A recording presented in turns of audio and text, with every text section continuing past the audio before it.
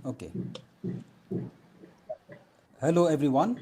I am Mr. B. Mukhim, Assistant Professor in the Department of Computer Science and Application, Shillong College. I welcome our respected resource person, Dr. Varun Kapoor. I also welcome the respected principal of the college, Dr. M. Day, who is at the moment viewing live on YouTube. My colleagues, and especially all of you who are viewing this live session. Before the start of the webinar, let me introduce our esteemed resource person, Dr. Varun Kapoor, who, despite his tight schedule, has consented to deliver this webinar. Dr. Varun Kapoor is the first police officer in Asia to be awarded an honorary doctorate in cyber security, Indore University, and is currently the ADG Police Madhya Pradesh. He completed his mechanical engineering from NIT Trichy and joined police service in 1991. He is known internationally. He was the Deputy Training Coordinator, United Nations Mission in Bosnia and Herzegovina, Chief of Research, Mission Headquarters, Sarajevo, United Nations Mission in Bosnia and Herzegovina, Police Advisor, United Nations Observer Mission in Georgia, Deputy Chief Scoping Mission, Ministry of External Affairs, Government of India, Mission to Lesotho and Mozambique. He also has a long list of training experience. He is a certified trainer of United States Department of Justice, Master Trainer of United Kingdom Department for Funding International Development, National Resource Person of Bureau of Police Research and Development, New Delhi, National Level Trainer for Worldwide Fund, headed two police training institutions, PRTS and RAPTC at Madhya Pradesh, appointed as chairman by Bureau of Police Research and Development, New Delhi. He is also known for his work at community policing and received several prestigious awards and medals. He has an experience in narcotics work and also very famous for his work in cybersecurity. He has done extensive research in the field of cybercrime, cybersecurity, social media, mobile usage, etc., study of which have been published in numerous national and international journals. He had also received many awards in this field. He also features in the World Book of Records, London, for maximum number of cybersecurity awareness workshops. He is a regular columnist in state and national level newspapers and authored a highly successful book, Cop with a Camera, Wilderness Diary with Varun Kapoor. That indeed was a long list of accomplishments for an individual, and we are all privileged to have you, sir, as our resource person.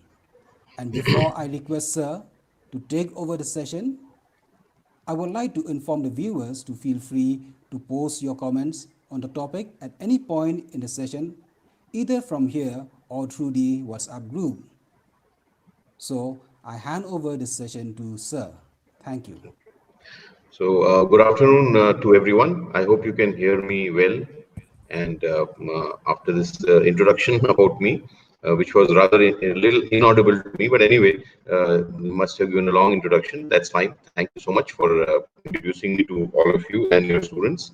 And we will be spending the next an hour or so discussing about a very important thing which is called cybercrime and the security concerned with that crime, cybersecurity.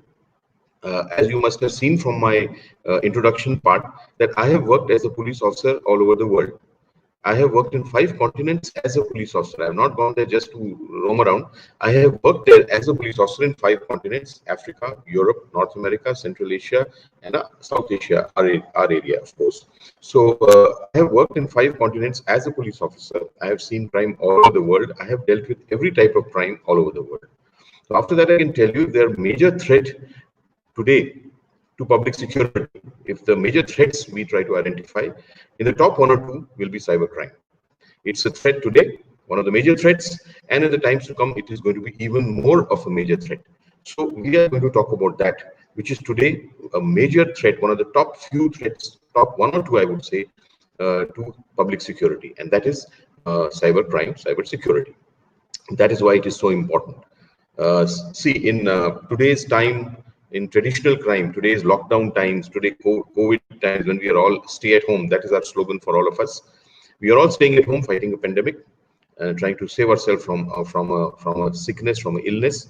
So we are all staying at home. So in these times of lockdown, traditional crime, what we call, like theft, burglary, loot, murder, attempt to murder, rape, abduction, molestation, whatever. These are the traditional crimes which we classify. All these crimes are reducing at a very fast rate. Why is it? Why are they reducing? This is nothing very tough to understand. We are all at home. There is no movement. There is no interaction. There is no trade, industry, commerce, business. There is nothing. Most of it, everything of it rather, is at a standstill. In some places a little more, in some places a little less. But we are all at home. So no interaction, no movement. So obviously traditional crime is going down at a very fast pace. But that is not the case with cybercrime. Cybercrime is, in my opinion, increasing, on the other hand, at a very fast pace. Because I say that it is a true stay-at-home crime, is cybercrime. Like, you're all staying at home. This crime is also a true stay-at-home crime. Why? Because the person who commits it can stay at home and do it. And the person who becomes a victim of it can also stay at home and become a victim. You don't have to go anywhere. You don't have to meet anyone. You can become a victim staying at home. You can commit the crime staying at home. So it's a true stay-at-home crime. And in a stay-at-home era, it is going to be a big threat, a bigger threat than what it is in the normal times. So it is necessary that we think about it and we understand about it and we do something about it. Okay. So what I'm going to tell you today, see, I always say fighting crime is common sense. The only sense used, which is the best for fighting a crime situation or a crisis situation, I would say, is your common sense, right? Which is the most uncommon when crisis occurs, though. But it is the most common sense. Is what is you need for fighting crime, right? So what I'm going to tell you today, because I'm a police officer, see, I'm from the beginning, I'm going to tell you that I am not some computer wizard. I'm neither some gadget guru, neither do I claim to be a software expert. I am a police officer. I have seen cybercrime from very close. I've been working in this field for 10 years. Very few police officers, maybe in India, definitely in the world, who have been working in this field for so long. So whatever I'm going to do, I'm going to share, I'm going to tell, is from my experience. It's from nobody's writing, nobody's learning, my own experience, my own research, my own everything. So all that, as a police officer, I'm going to talk to you. So I'm going to talk to you about cybercrime and its security. See, I have gone to, before I used to travel all over the country and have seminars and workshops and for cybersecurity awareness. At the time, I have a record for it though. So I have gone to ISRO, I have gone to DRDO, big organizations. People can send rockets to the moon, but they do not know the simple arithmetic of securing the device. So I'm going to talk to you as a police officer. Simple language, I'll keep it absolutely simple. No high-flung words so that people can't understand. I have seen many cybersecurity experts, they talk all sorts of things, and then when they go, nobody remembers or nobody understands. So I'm going to talk to you in very simple terms. As a police officer, you will understand everything I say. You'll enjoy also, I'm sure. So what I wanted to tell you is this. What I'm going to tell you is common sense, though. But you may know some of it, what I'm going to say. Because people today are very aware, students and youngsters, very aware. I believe you, very intelligent. So you might know whatever I'm going to say, whole of it. You might know some of it, but still I request, listen again. Because when you know something and you hear it again, then it becomes part of your system. Okay, obviously, because if you hear one thing again and again, it becomes part of your system. And that is what I want. See, when you're fighting crime or a crisis, there's one word which is very important: your response. Response, that is the key word. So if your response to a situation, to an accidental situation, to a crime situation, any crisis situation, if your response is immediate, automatic, then you have the best chance of surviving, or the best chance of saving yourself from that situation. Correct? If suppose somebody is standing in front of you with a knife, are you going to think what you're going to do? If you start thinking, it may be too late. You have to respond automatically, and that is the best response. Correct? In any crisis. So when is the response automatic? When it is part of your system. So today, what I'm going to tell you, even if you know it, please listen to it again. It's going to become part of your system. Your response is going to be automatic. And that is the best response for a crisis, for any crime, and definitely for cybercrime also. So listen again. I'm sure you're going to benefit. If you know it also, listen again. So that's the crux. If you don't know it, then good. You're going to learn something new. And if you know it, you have to listen again, because then it is part of the system. You leave your house. Does anybody tell you to lock the door? Nobody tells you. Automatic response. You lock it it's part of your system, by habit. Correct? So that's what I want in cybercrime. That is not there actually. That's why I'm saying, if you know it, listen to it again. It's going to become part of your system, and then your response will be automatic, which is the best response, and it will save you from many situations. Okay. So what I'm going to do today, I'm going to first tell you the groundwork for why is cybercrime such a big threat. That's the first part. Then I'm going to go to my presentation, which will be started by Arjun, and then I will talk about some concepts of cybercrime which you must know. And then the third part is some types of cybercrime which are occurring in this lockdown time, which are the bigger threat. We'll talk about that. That's how the flow is going to go. So first part is over. Response automatic. Listen again. Okay. The second part, I said in the beginning of my talk, there are the biggest threats to public security today and times to come: cybercrime, cybersecurity. Why did I say that? Let me explain it to you. I will tell you why. It is because, as I said, I have traveled all over the world as a police officer. I have seen all types of crime in all corners of the world. And after seeing all that, I can say that cybercrime is different from any crime which occurs in any part of the world, anywhere. It is a different crime. That is why it is such a big challenge, because it's different. The security forces, the security apparatus, they do not know how to deal with it to secure the citizens very well. The people themselves do not know how to deal with it and protect themselves. That is the catch 22 situation, and neither the security apparatus knows how very well to protect, neither do people know how very well to prevent. So that is why, because it is different, it is such a big threat. Okay. Now you will say that why is it different? Why are you saying it's different? I'll tell you that also. I'll tell you in one word. It's different because it is not a crime of this world. It is not a crime of the real, actual world, the world in which we live, the physical world. It is not a crime of that world. It is a crime of this world. Virtual world, digital world, cyber world, device-based world. Any world which is based with, which you connect through a device, is the cyber or virtual world. So it is a crime of this world. And friends, please, if you think this is not a world, it's just an activity, I'm just making a phone call, so what? Activity. I'm just texting a friend, so what? Activity. Yes, it may be an activity, but through that device, while you're doing the activity, you're connecting to a world. That's also a world. And like the real world has got so many problems, challenges, crime, criminal. Are there not in this real world? So many of them. They are there in this world also. Don't make a mistake. There are maybe even more. And the best part is you can't even see them. So when you can't see the dangers, you can't see the crime, you can't see the criminals, then obviously it becomes a bigger challenge. So that's what I'm saying. It is not a crime of the real world. It is a crime of the virtual world, where there are same dangers, same challenges, same crime, same criminals number, maybe more, and you can't even see them. Now you may ask me, so what if it's a crime of a different world? And so what if you cannot see the crime and criminals there, the dangers? See, in the virtual world, you will see the danger. You'll never see the danger, will you? You'll never see it. The danger, the crime, the criminal, till it's too late, till you become a victim. So that's right. But you may ask that why of a different world? It's a crime. Agreed. It's a crime. It's a world where you can't see the crime and criminals and dangers till it's too late. Agreed. But still, why is it such a big challenge?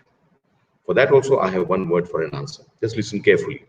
It is because we are all human beings. That is why it is such a big problem. Why do I say that? See, we are all human beings. We are born into the real world, and we are born for the real world. Correct? I mean to say, When you are born into this physical world, you are born for this world, right? All your instincts, all your opinions, attitudes, behaviors, reactions, actions, you may take any word. They are all tailored for the real world. They are not tailored for this world. That is the problem. I'll tell you an example.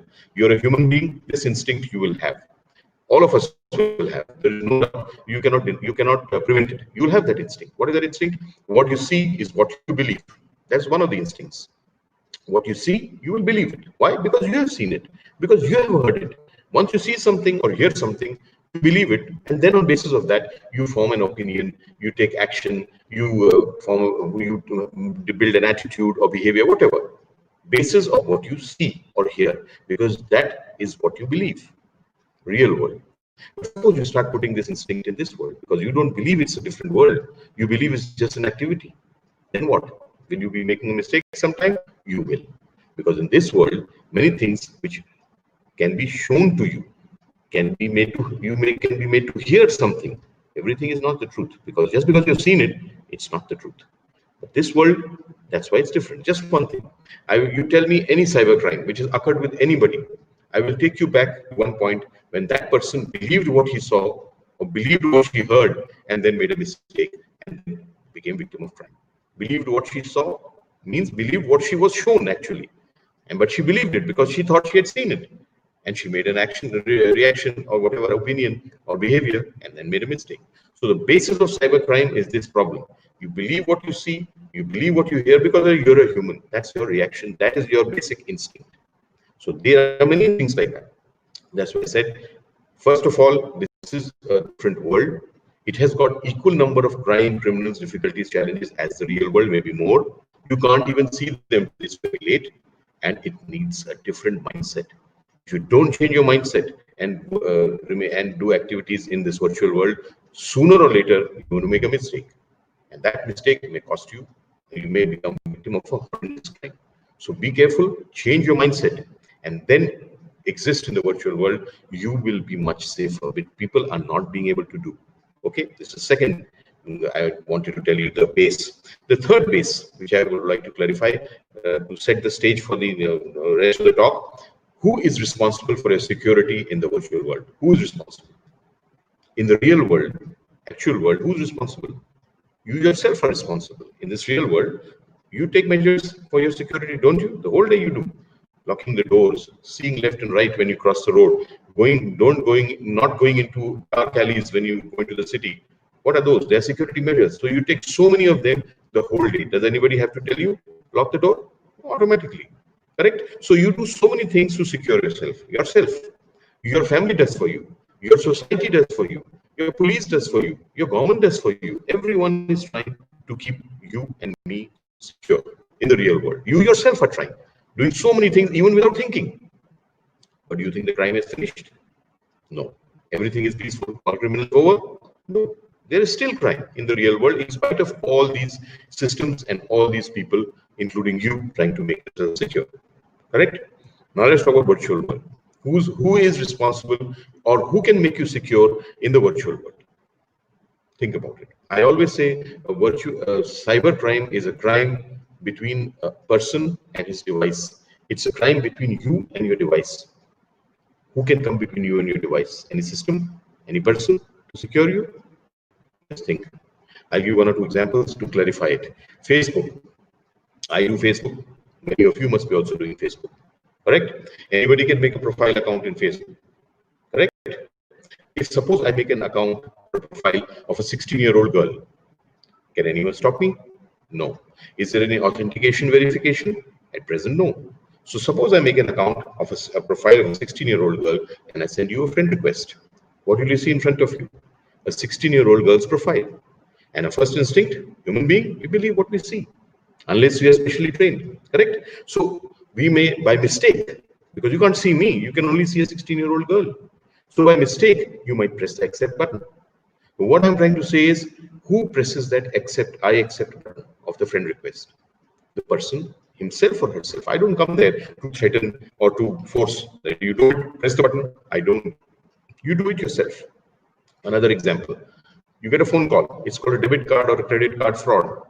Somebody phones you and takes you in his web and tries to do all sorts of things to make you win your confidence. People get trapped and they give the information.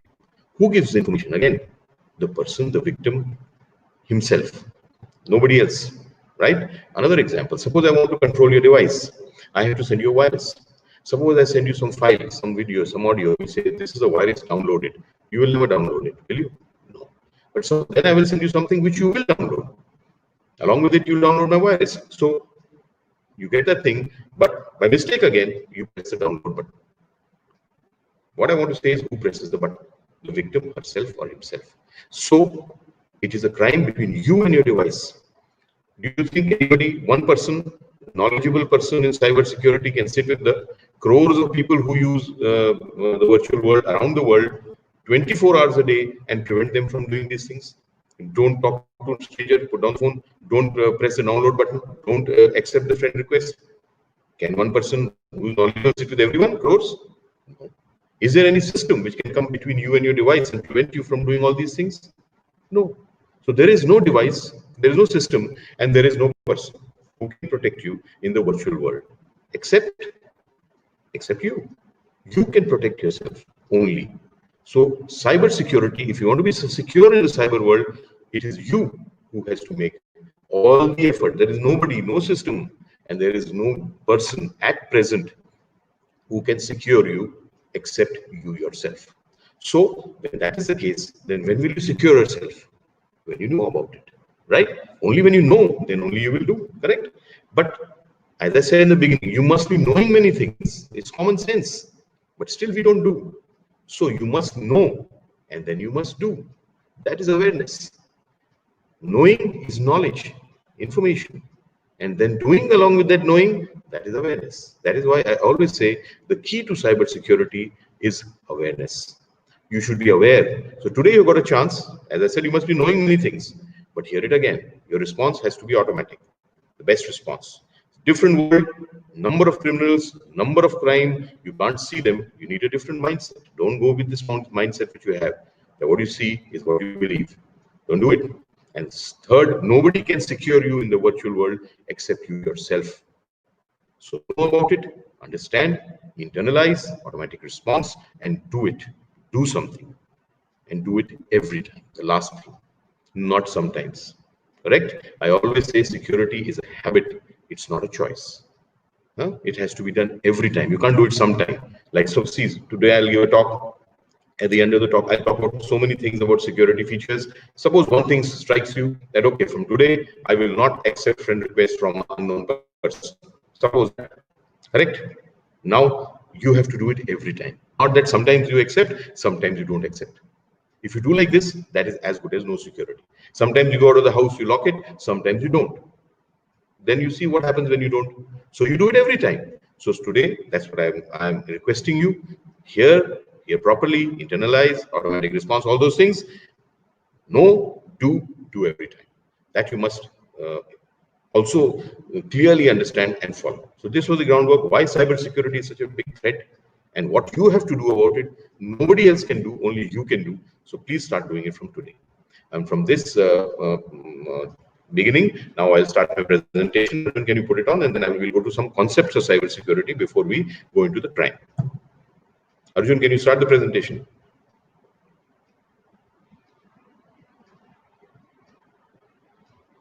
Arjun, are you there?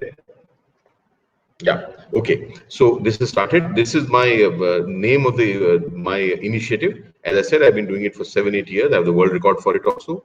Piche one back. So its name is Black Ribbon Initiative, and it is for people's awareness. And as I said, awareness is the key for security. Earlier, next slide, please.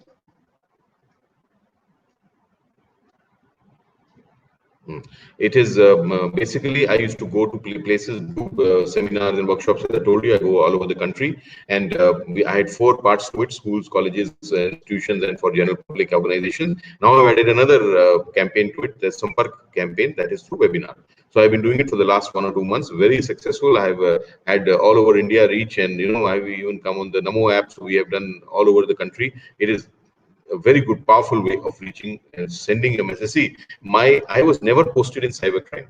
I was never posted in cybersecurity. It has never been my job. It is only started as a matter of interest, and now it is my passion, my mission. I do it just for people's awareness, so that through my words you can understand few things which are of use to you in this world security, which is absolutely nobody's taking any steps for their own security.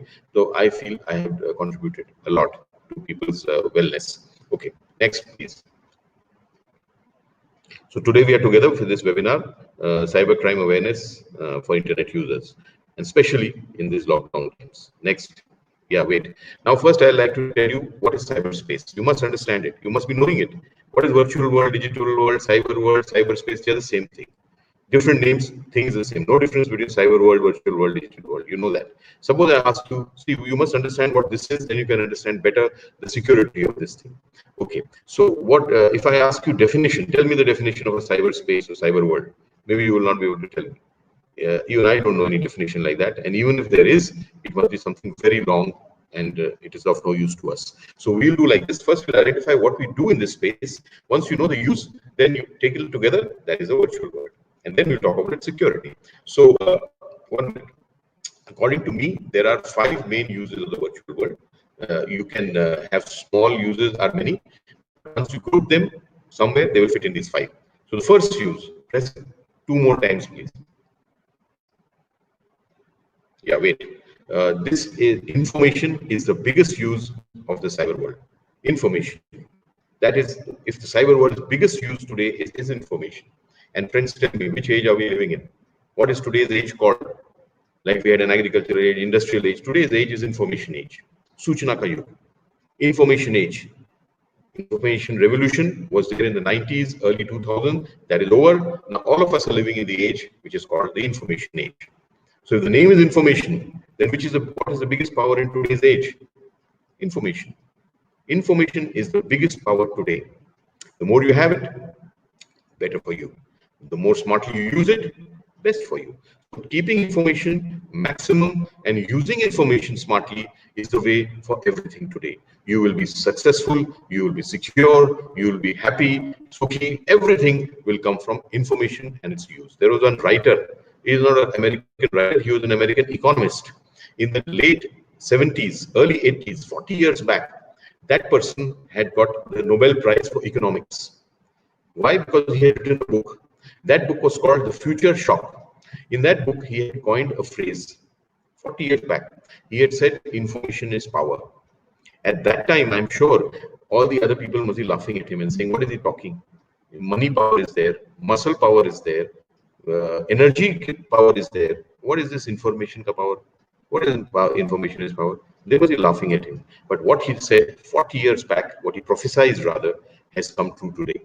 Today, information is the biggest power for you, for me, for everyone. I can be on this webinar and all of you are listening to me, not because I'm some senior police officer.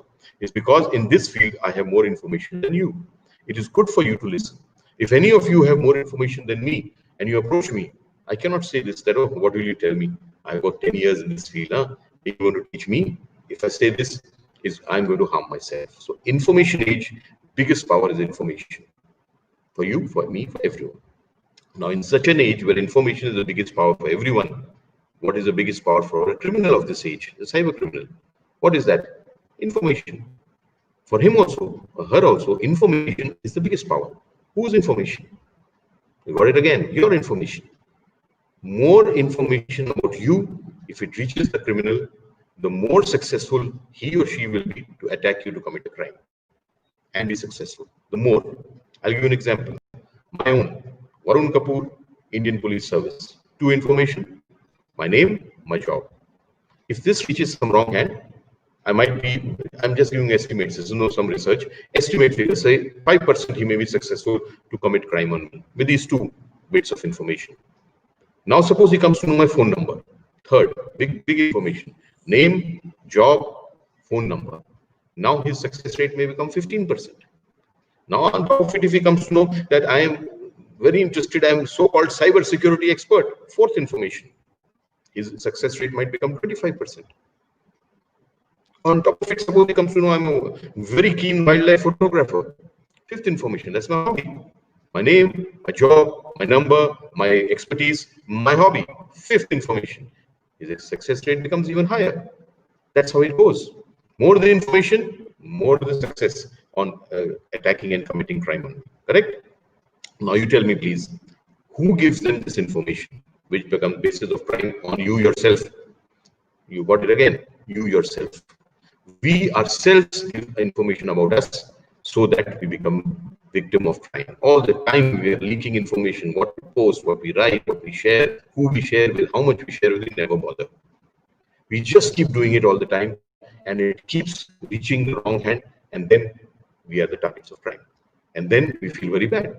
I told you, nobody comes between you and your device. You give this information yourself. I've heard people talking very big. Many people will talk. Into the session also some questions might come, because I've taken so many sessions. Yesterday evening I was in a session. These kind of questions came. Many people tell me, sir, bank server, so much information about us. So they get hacked. We are so put in so much danger. Yes, you are. No doubt. Government, sir, this Aadhaar card, such a huge database. Suppose it gets hacked and leaked, then what a big threat to us. Yes, it is. Why not?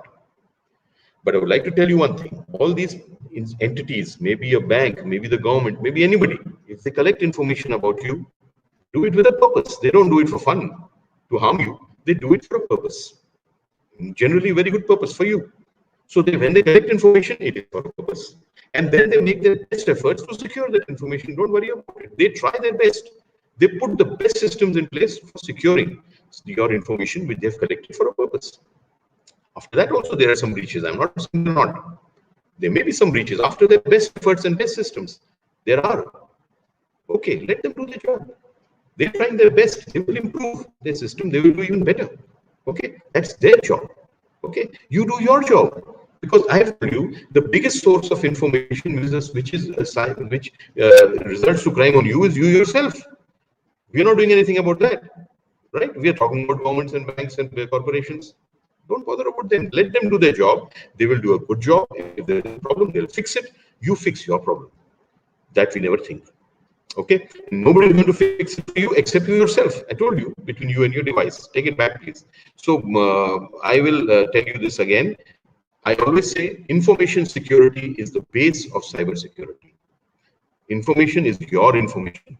And who's going to secure it? You are going to secure it. If suppose I tell you today that WhatsApp, don't use it. Facebook, don't use it.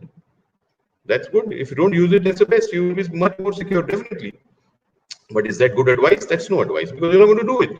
So what I'm going to try to tell you, what I'm requesting you is do it, but do it carefully.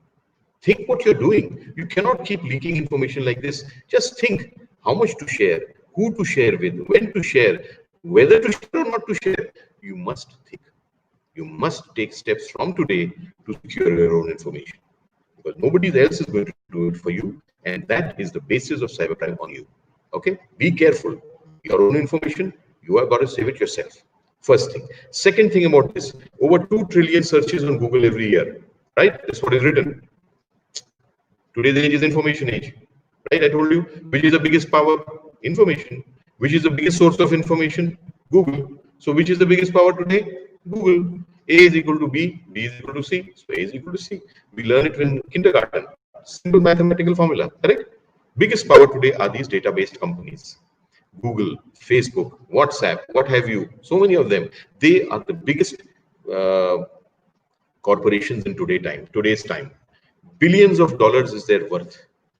Biggest database companies, information-based companies, biggest powers, biggest money, everything they've got. And how? Can you ask yourself that? Do they make a needle? Do they produce anything? Do they even manufacture a needle? No. Second, do they even charge you 1 rupee? Do you pay them? No, not even a rupee. Third, do they even show you an ad? Many of them don't even show you an ad. Some people tell me they do it through ads. No. WhatsApp shows you an ad? No. What's the worth of WhatsApp? It was, I don't know the word today, but it was bought by Facebook 4 years back. That time it was 19.8 billion US dollars. That is 1.5 lakh crore. A company worth 1.5 lakh crore rupees doesn't make a needle, doesn't charge a penny, and doesn't even show you an ad. but still worth billions of dollars. It's called alternate marketing. Marketing model is what? You make a good or you make some service, you sell it. Part of that price where you sell it is your profit, part of it is your cost. That's how a classical marketing model works. This doesn't do that because they don't charge you. You are the user and consumer. You don't pay anything. They charge someone else. Alternate marketing. So database companies, huge money, and they got billions of dollars, not making anything, not charging anything, and not even showing you advertisement. How do they make their money? You must be knowing it. They make their money by selling your information, and they earn these billions. See how I'm not saying they're doing a crime by selling your information. They're not, because we are only giving them the authority to do it. I agree. You must be knowing it. Terms of service, which we never read, we say I agree. So they sell your information and earn billions of dollars. I again say they do not sell it to criminals to crime on you, but they sell it to someone. Suppose that someone, from that someone to someone, it reaches the wrong hands. As I told you, information is the base of cybercrime. Then it becomes danger for you. So what I'm saying is that your information is so costly that people are earning billions of dollars out of it. And your information is so dangerous for you that if it reaches the wrong hand, it becomes base of horrendous cybercrime on you. Then what are you going to do? You are going to do it. Nobody is going to save your information for you. So start from today, think what you're doing and then do, and how much to share, when to share, what to share. Please just think. If you don't, you're going to make a mistake. It's costly also, but it's dangerous also. Next, please. Next use of cyberspace. One more, yeah, wait. Next is commercial activity. This you can all well understand. All type of commercial activities, online banking, online shopping, transactions, payments, transfers, bookings, everything commerce. A lot of big use of cyberspace, commerce. Next, please. The next use of cyberspace, communication. Yes, press once more, and once more. Yeah, wait. This, no, take it back. This is the next use of cyberspace, communication. Email, SMS, phone call. It's a big way of contacting, of communicating. It is cyber world. It's a cyberspace use. Next, please. That you had already seen. It is called social networking. Once more. Now, don't press, please. Social networking is the next use. Now I'll wait here, just pause here for 2 minutes to explain to you difference between communication and social networking. People are not realizing the difference and making mistake by mistake. And in law, my friends, there is no law in the world, and there is no lawkeeper in the world who will tell you if you have made a mistake by mistake, it's okay. Don't make it again, please go.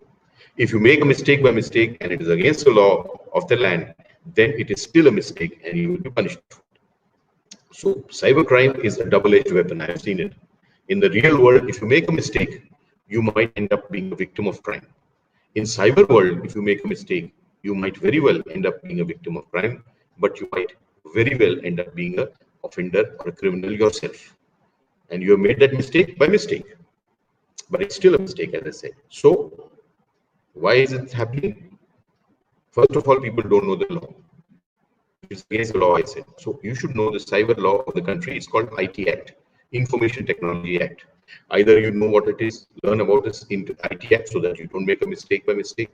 Or if you can't do that, then you know the difference between communication and social networking. Then you will not make a mistake by mistake. But if you don't do either, then you will be in trouble. If you do, either you go and learn the Act, it's a tougher job. It's good if you know the Act, very nice if you know the law. But if you can't do it, then at least understand the difference, which I'm going to tell you now. When you understand this difference, then you may not make this mistake by mistake and become a criminal yourself. Okay. Now, there are many differences between communication and social networking, but the main difference, which is of use to us in today's discussion, I'm going to tell you this. Communication is with those who you know and who you want to communicate with. Okay, so when you communicate, it's only with those people you know, or either even if you don't know them, you want to actually communicate with them. So you're communicating. That's classical communication. Social networking, on the other hand, is not communication. Social networking potentially is possible with anybody on this globe who has access to internet and probably your platform. Maybe not your platform, only access to internet. He or she might be potential for social networking. Now, it is not necessary you know the person, and it is also not necessary you want to communicate with that person. But still, you might come in touch because it is a network. It's social networking. So people are not understanding that. They feel communication here, let us proceed with it. So I'll give an example. Communication they keep doing against somebody, against somebody's religion, against somebody's reputation, against somebody's system. You can, if you're communicating, you might phone and says to somebody, you might be sitting with some 5 people and talking. Maybe they are the same mentality as you. So when you say those things or post those things or speak those things, it's okay. Maybe they're like you. They will agree with you. Oh, yeah, very good, very good. But suppose you do the same thing in the social networking sphere. Then that message, that post or whatever, that video, as I said, can go to anybody. It might reach a person who is not convinced with what you're saying, who might say, no, you're wrong. I don't agree with you. And suppose he reports, and what you have said is against the law of the land, you will be punished for it, as I said. So you must realize communication and social networking are different. You have to be more responsible when you're doing social networking. People are, societies all over the world is suffering because of this. People are not knowing the difference in writing, posting, sharing, forwarding, liking, all sorts of content. And then themselves getting into trouble and also putting the society and the whole country in trouble. So please understand the difference. Okay, if you're not bothered about your society or country, it's fine. But at least be bothered about yourself. So be bothered about yourself and understand this difference. Do social networking responsibly. It is not communication. You might get into trouble if it is against the law and if somebody reports. And you will cause a lot of damage to, as I said, country and society and to yourself. Right? Now, I will tell you one final thing that I said, liking, sharing, forwarding also. How is that a crime if you have made a mistake? I'll tell you. The key word used in the Information Technology Act of the Cybercrime Act in India, I told you Information Technology Act, the key word used in that is transmission. If you transmit anything which is illegal, which is obscene, which is against a person's reputation or religion or whatever, if you're transmitting something, right, that is a key word. So what is transmission? Transmission is uploading something, means posting something, and hosting something is also. If you host something which is illegal, or if you post something which is illegal, that's transmission. Okay. But liking, sharing, and forwarding is also transmission because you transmit it further. When you like a comment, you transmit it to your friends. When you share or forward, again, you transmit it further. So you are also liable for that crime if it is a crime or the original post which you are sharing, which you are forwarding, or which you are liking. So don't only take a risk that I have not done anything wrong. I have just liked, I have just forwarded it. No, that's fine. But the word is transmission. So you have to use your own brains. If somebody else has done it, let him do it or let her do it. You don't have to become part of it just by sharing and forwarding and enjoying. If you do it, then if that original post or the original content was illegal or was against the law, then what you have done will make you part of that illegal act. So, okay, so be careful what you're doing in social networking. Think many times and do it. And not only posting and hosting is an offense. If you are doing liking, sharing, and forwarding also of other illegal content or the wrong content, you are part of the crime and will be liable. Okay, next. The last use of cyber world is entertainment. Once more, this you can understand very well. Games and movies and songs and all that. Big stuff. So when you're doing any of these 5 things, this you do in the real world also. But when you're doing it in the device, then you're living in the virtual world, and then all those things which I'm telling you are going to be applicable. Right? All those things, information security included, which you're going to do yourself, mindset change and security measures, whatever. This I've been telling you from the beginning. This is the world. Now, I'll tell you one last thing. How much time actually you're spending in this world, this you should know. We don't know it. We just do it and we don't bother. I did a research. This is actual scientific research, 3 years old. But the figures must have changed a lot because exponential world change is very fast. So the figures of my research may have changed a lot, but at least you'll get a pointer towards what's happening.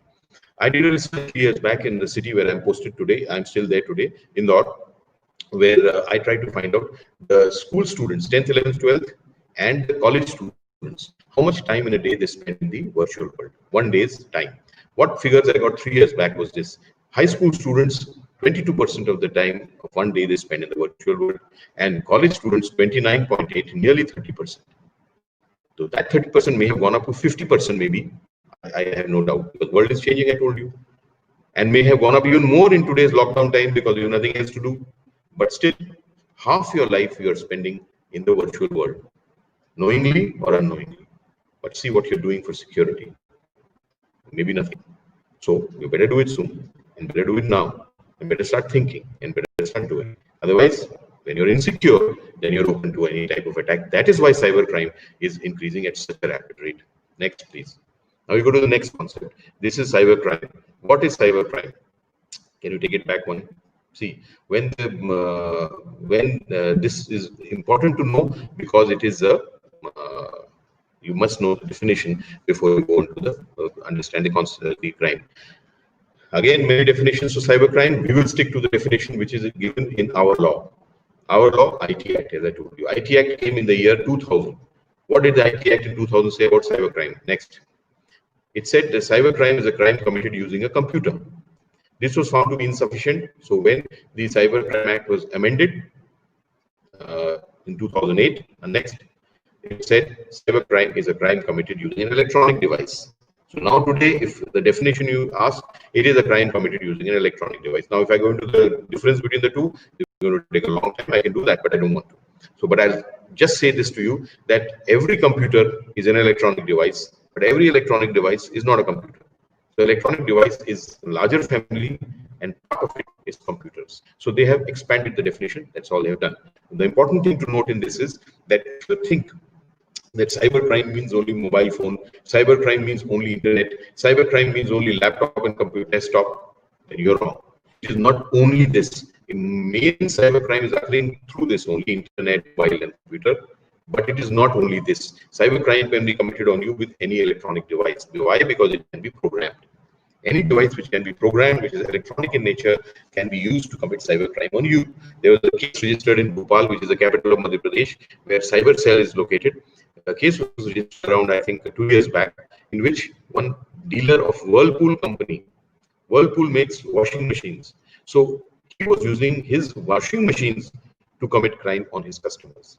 Why? Because it can be programmed. It's an electronic device. So if you think, as I said, computers, mobiles, and internet, only cybercrime? Yes, major crime occurs through them, but any device which can be programmed can be used. So ACs, fridges, TVs, cars, everything is programmable today. So they can be potentially also used to commit cybercrime on you. You must be careful. Next. And next. Yes, this is the last concept I tell you, then we'll go to the major type of crimes which are occurring in the lockdown times. Digital footprints. What are digital footprints? I'd like to tell you, if you don't already know, but I would like to tell you its importance. Why they are so important? Because this is the way we catch the cyber criminals. We means police. So you must know what these are so that you can take care about them in your activities on the cyberspace. See, in the real world, actual world, there are many types of evidences. Okay, many types of evidences, but best evidence is this: fingerprint. It is a ridges and valley pattern at the end of your fingers. That is called a fingerprint. That is the best evidence, and you know why? You know it is unique. That is why it's the best evidence. So suppose at any place, if my fingerprints are found, then I cannot say I have not gone there. Why? Because firstly, there is nobody else in the world who has fingerprints like me. And secondly, there is no technology available also that you can detach my fingers and take it, make my fingerprints, and then attach them, reattach them. There is no technology. So I was there, and now I have to prove what I was doing. Simple, best evidence, fingerprint. Similarly, in the digital and the virtual world, there are many types of evidences, but the best evidence is a digital footprint. Now, what is a digital footprint? A digital footprint is defined as data, digital data, which you leave behind when you do any activity in the digital space or virtual digital world. It is data which you leave behind when you do any activity in the virtual or digital world. That is your digital footprint. And the best part is why it is such good evidence, because the digital footprint is also unique. But why? Just listen carefully. It is unique to a user. Like a fingerprint is unique to a person. It is not unique to a person, it is unique to a user. Why? Because data of what? It's data of a device, a device-based world. So maybe having two mobile phones. So I'll make two digital footprints, but both of them will be linked to me because the SIM is issued in my name. That is why indirectly it becomes unique to the person. Maybe I'm using, you say you are using a SIM, maybe somebody else in somebody else's name. Okay. But that somebody else, when he's caught or she's caught, he will tell that it isn't my name, but it is being used by Mr. Kapoor. So that's why how it becomes unique to me. So a digital fingerprint is unique to a person, a digital footprint is unique to a user and indirectly to the person. That's why it is best evidence. According to me, it is even more strong evidence than fingerprint. Why am I saying that? Suppose fingerprint, I told you what it is. Suppose I wear a glove, my gloves, and I go somewhere. Do my fingerprints come? No, they don't. So I can hide my fingerprints. Suppose I go somewhere and my fingerprints are made. Then I take out my handkerchief and I clean them. Do you think my fingerprints will remain? No, they won't. So I can remove my fingerprints, I can hide my fingerprints, but I can't do anything with the digital footprints. Once made, I can't remove them, I can't hide them, I can't even change them. Once made, they are made. Many big cyber criminals they come up with new technologies to do what? To mask or hide their digital footprints. Mask them, cover them. But when you take out one layer after the other, you will reach the original digital footprint because they cannot be destroyed, they cannot be removed, they cannot be hidden, they cannot be even changed, modified. Right? So they are even stronger than a fingerprint. But the fact is that they are, what I want to tell you is, because of all these things, because they are such strong evidence, you cannot hide, change, destroy anything, then you should try to make your digital footprints as good as possible. Don't make a mistake by mistake also, that I've done this, now nobody will be able to catch you. Or I followed this new technology, nobody will be detect me. No, you will be caught. Because there is no way in which you can do all those things. But if you're a normal user, then anyway you don't use all those technologies and all that. So better make your digital footprints as good as possible so that you don't get into trouble. Mistake by mistake. What I was telling you. See, we are with our device now, we feel it's great privacy. There's nobody between us, as I said. So you keep doing whatever you want. Sometimes you feel with site I'm visiting, who will know what I'm writing, what I'm logging into, what I'm committing? How can they trace? They can. This may be even less private world than the actual world. You remember that. So try to make your digital footprints as good as possible so that you never get into trouble. Okay, that's the foundation for this. Now we'll go into the crime. I don't want to see cybercrime are many types. If I start discussing each type of cybercrime, then it's going to take me a long time. So I will not do that. I will only take it back, please. I will tell you when to take it forward. So I will not talk about all types of cybercrime, but those crimes which are occurring in the lockdown times. Other crimes are also occurring. I am not saying they are not occurring, but they are not that important in today's time, which we have to care for. These three, I have identified three groups of crimes which are to be very carefully looked at in today's times, and I will only deal with them. Some other time, I might come to Shillong College and interact with you, your students also live, so that we can talk about all sorts of crime and take all sorts of questions. But today, only those which are in this era, which are important. First, now you can change, Arjun. It is called phishing. This is a very big cybercrime in normal times also. Okay, this is the worst cybercrime, and people don't take it very seriously. They just say phishing hai, chalo phishing attack ho gaya hai. But what is phishing? It's a very dangerous crime, which I will tell you in these ahead. And I will tell you types of phishing. Why phishing is such a big problem? See, I've heard a lot of experts in cybercrime. I told you, they keep talking all sorts of things, very high-flung words, very big things they will speak, and nobody will understand anything. And they will, know what he said and how to deal with it also. So I'm not that type. I'm going to tell you very logically why is phishing such a big problem. How many types of phishing is done so that you know clearly the ways of phishing and then how to deal with it. I'm going to do it all three ways, so please listen carefully.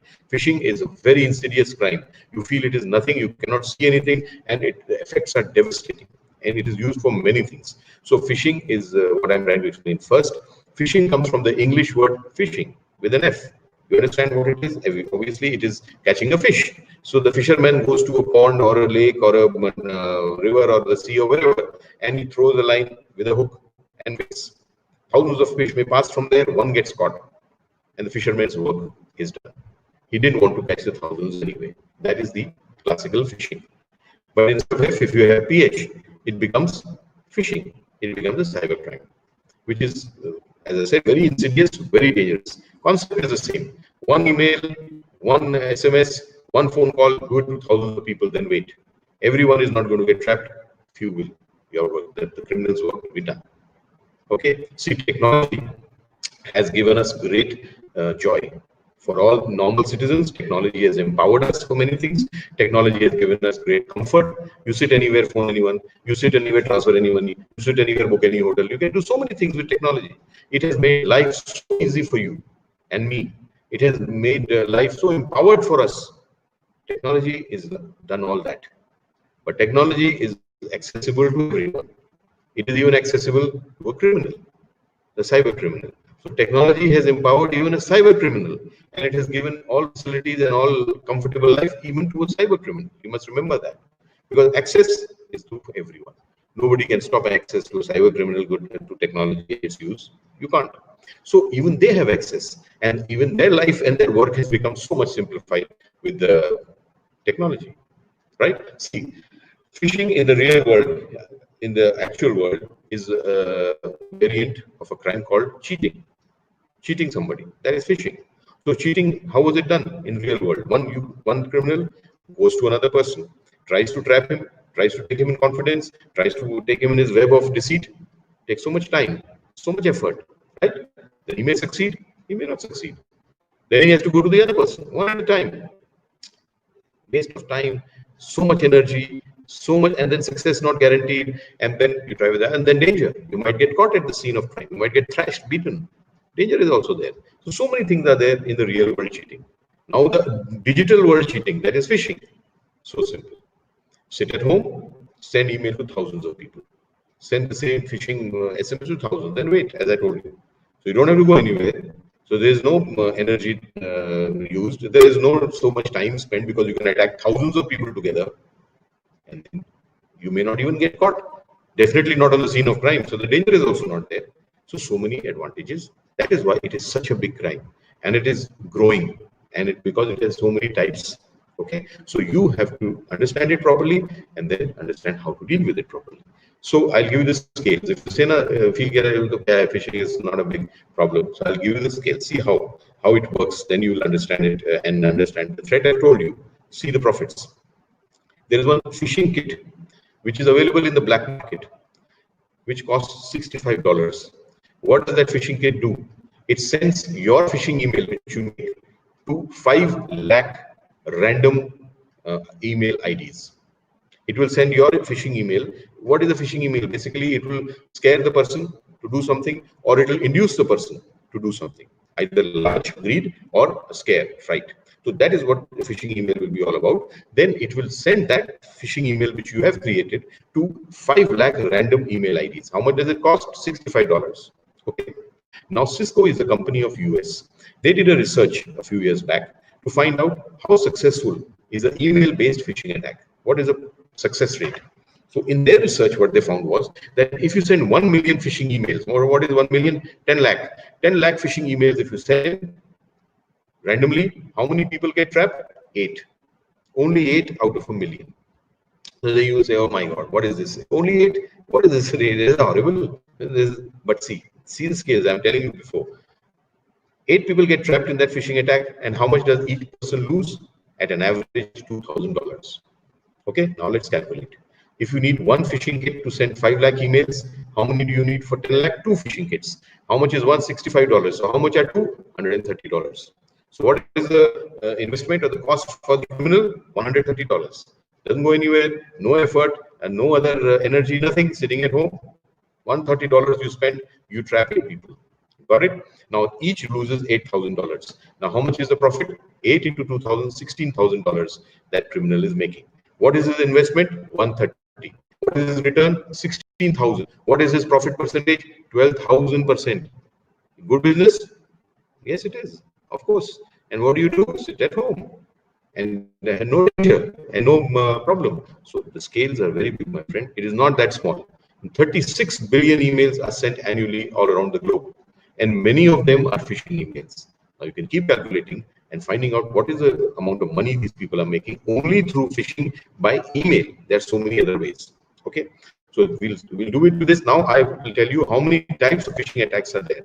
You must see, I told you, people talk randomly and just finish it, but you understand nothing. I have identified the ways phishing is done so that you know each way, then you can know how to deal with each way. Okay. Now, next, please. The first phishing attack, the first way is virus injection through phishing. They will send you a virus through a phishing attack, phishing email, and many other ways. Why? To send a virus to your devices, that when the virus is installed, then they can steal your personal information, your username, password, your account number, whatever they want, and then they use it. So to steal your personal information, they need a virus in place. How will they send it? Through some kind of attack, phishing attack. And then who will install it? You will install it. And how will you do it? I'll tell you. You must be knowing it, but let's talk about it. Virus injection through phishing email. Right now, as I told you, if I send you a virus and says a virus, download it, you will not download it. So I will send you something which you will download. So they will make an email. I have taken random emails, in this presentation from America, some things from Canada. I don't think this is because the slides say this, it is happening only there. It is happening much here also. But this is just for your knowledge. So this kind of email attack, phishing through email, right? Now they'll make an email. Very simple. I told you to scare you or to induce you. And they will send that email to you. In that email, there will be an attachment. That is that red box which you can see. And in this case, it's an audio file. It may be a video. It may be a photo. It may be a document. The size of the attachment they're sending will be dictated by the size of the virus, because that virus obviously is embedded inside the file. You will not be able to see it. So obviously the file has to be bigger, then only it can contain that virus. So it will be embedded. You will never see it. You will only see this attachment, of course. Technology empowerment for a criminal, again, at work. So you will see that email, inducement or scare or something, and you will get induced and you'll press the download button. Once you press the download button, that file will download in your device. Along with it will download my virus, which you will never see. So that file will be installed in your device, and so will be my virus. Now you open that file, and whatever it is, it's audio file in this case, you will hear that audio. If it is of use to you, okay. If not used to you, whatever you want to delete it, you delete it. But my virus will not be deleted. It is programmed to be downloaded with your file, but it is not programmed to be deleted with that file. So it will be left behind. You will not know it. Now that virus can be anything: Trojan, backdoor, rootkit, adware, spyware. It can be anything. From today, then, whatever you type, I might be able to see. Whatever you talk, I might be able to hear. Whatever you cite with it, I might be able to know, depending on my virus. So basically, they do it to take up personal information. So, but it can be many other things for your reputation and all that. So once my virus is in place, now you can type anything, your username, your password, your account number, anything, I will see. Because my virus is there, you don't know about it.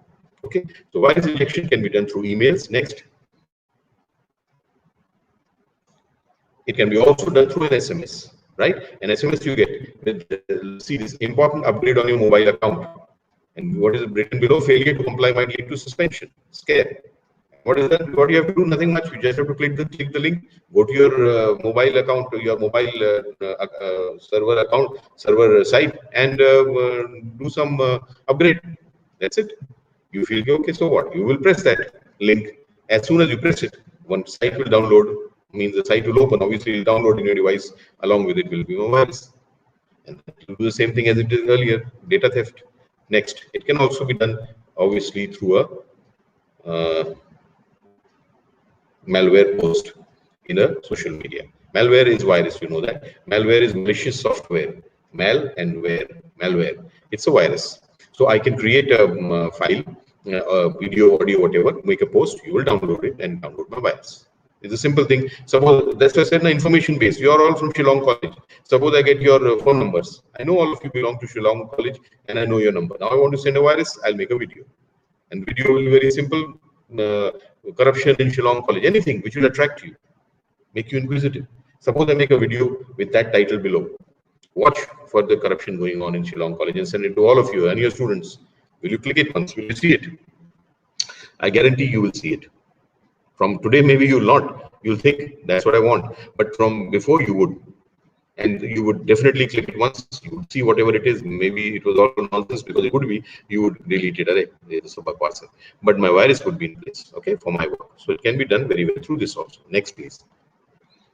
The second way of second phishing way is using a phishing attack, using a phishing link to take you to a fake site. They will take you to a fake site, and then they will make you put your personal information there. In the first case, they have sent you a virus and stolen your personal information. In this, they will compel you by fooling you and taking you to a fake site and making you yourself put your personal information there, which is of use to them. Okay, this is how this one works. Basically, it is done for banking sites and insurance sites and stockbroking sites, financial related sites. That's why it's done for that, basically, so that you go there on the fake site, you put your username, password, and whatever account number and whatever, and that is a phishing site, basically fake site. They will get that information, then they will use it. Okay, how is it done? I'll just explain to you quickly.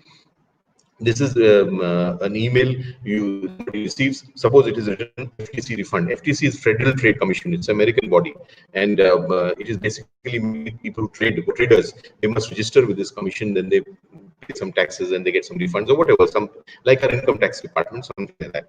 So they somebody gets an email like this, and what is the title? FTC refund. First, they must know you're a trader, see, information base, and who tells you? You will tell yourself. So once they know you're a trader, you must be registered with the FTC, then they will send you this. Otherwise, it's of no use if some student gets it. What use it is to him? So FTC refund is written. Now, FTC refund means you're getting money. Temptation, greed, lalach. Yo, I'm getting money. People don't even think whether they have applied for any refund or they are liable for any refund. Are they do they get any refund? Are they in that? Don't think. They just greed. Refund, paisa aa raha hai. You're getting money. Who's bothered here?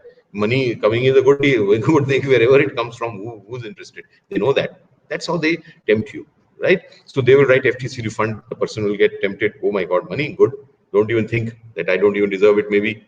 But they proceed. Now, there's a red box in the top. It shows the email ID from which this email has come. secretary@ftccomplaintsassistance.com. They will write any ID like that, which looks familiar because they know people don't remember. Do you remember, if you are a State Bank of India customer, do you remember the complaint section ID of State Bank of India? Probably not. If you're an income tax payee, do you remember the refund section ID? Email if you receive from them, do you remember the ID of that income tax department refund section? Probably not. So they know you don't remember. So they will write any ID like that, which looks very familiar. And upar is written that FTC refund, you're getting money. ID looks familiar. Okay, from FTC, proceed. Because they know you don't remember. But let me tell you, even if you remember, and you know this is the ID, and this is which is being shown of the FTC refund section, then it may not be still coming from them. That is also again technology empowerment. It is possible. It is called spoofing. Spoofing is being something and showing something. Email spoofing, very possible. It's called fake mailing. You can be shown an ID, and that ID may not be the ID from which actually you're getting the email. Correct? Arjun, the presentation has gone from my screen. You press some button. Anyway, so the ID you see is not necessarily from the ID from which you're getting the email. That is called fake mailing, right? And it is even possible for calling. Suppose you get I call you from my number. I can show some other number. You know that. That's called spoofing. That's called VoIP calls, voice over internet protocol, right? VoIP calls, and they are also very dangerous because that's spoofing. SMS is also can be spoofed. So all this is possible. So first of all, they know that you do not know the IDs and all, so they can show any ID. We do not know. We are tempted. And even if you know the ID and the ID is coming correct, it may not be the correct ID. So spoofing is also possible. Arjun, where is the presentation gone? Can you hear me, Arjun?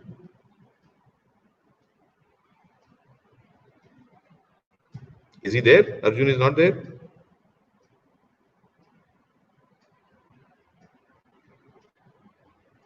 No. Anyway, so but you can hear me, and the rest of you, there it is again. Anyway, you can take it forward. By the time it comes, I'll tell you. So spoofing is also possible. You must be very careful about spoofing. That's it. Wait. Back. Yeah. So back. One back, Arjun. Yeah, wait. So spoofing is possible. So even if the ID appears right, it may not be from the ID you're getting it. Okay. But anyway, you are under the impression that it is right. Now you see the ID, you see a refund. Now what do they want you to do? They say click on the link. There is a link given below, ftc.gov/refund. That is a link. Go there and get your refund. So as soon as you click that link, one fake site will open. Okay, because that's what they want you to do. You are under their influence now. You know you're getting refund. You don't know the ID, or even if you know it, it looks right. Then you go and click that. Now, when you click that, one site will open, which is a fake site. It will look just like the original site. Same logo, same design, same color combination, same layout. Everything will be the same, but it will not be the right site because the URL on top will have a different ID. That we never see. Again, they know that. Because if you, there cannot be two sites with the same ID. So do you see, suppose you're doing Facebook, when you just type the Facebook icon, Facebook opens, correct? Then you see Facebook in front of you, you feel, yeah, this is Facebook. Do you every time read the ID, facebook.com? You never read it. It looks the same, must be the same. In this also they know it, you click it, that site will open. It will look the same. So you are there.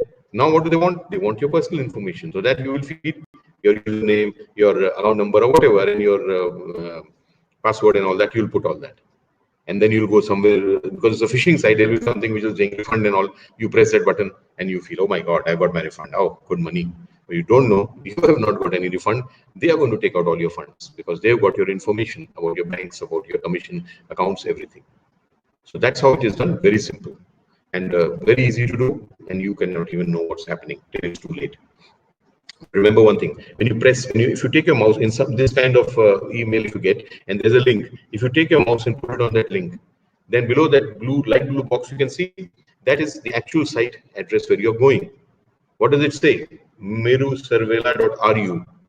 That means it's a Russian site where you're actually going. But what is being shown, ftc.gov/refund, you're going to an American site. That's what you think, your FTC site. But you're actually going there. This is hyperlinking. This is also possible by technology. They can show you some link. You believe that you're going to this place, but actually you'll end up somewhere else. So you have to be very careful. Email, the phishing through emails is also possible to take you to fake sites to make you put your personal information. Next.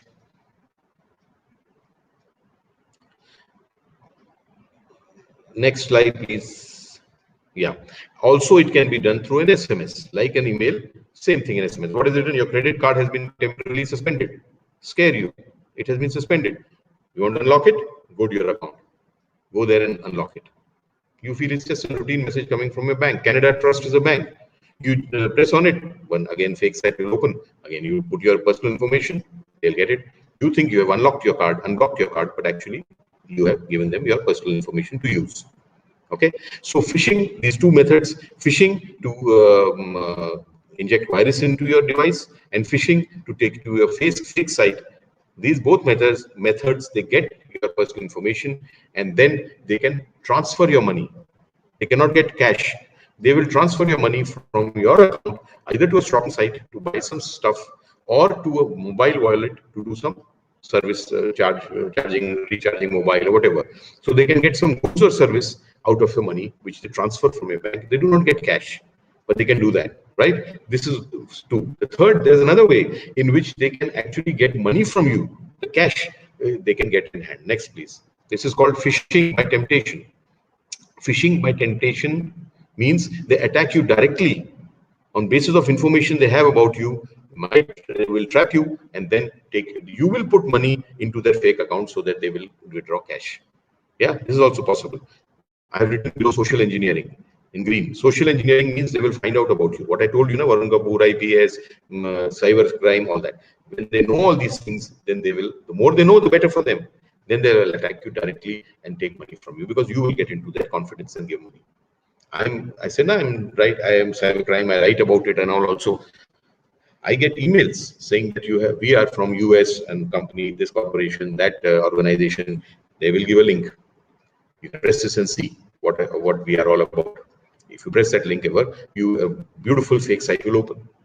And anybody can make a site at home and put it online in 300 rupees. So a beautiful site will open, all sorts of flowery things, and you will feel, oh my God, what a good company, what a good organization.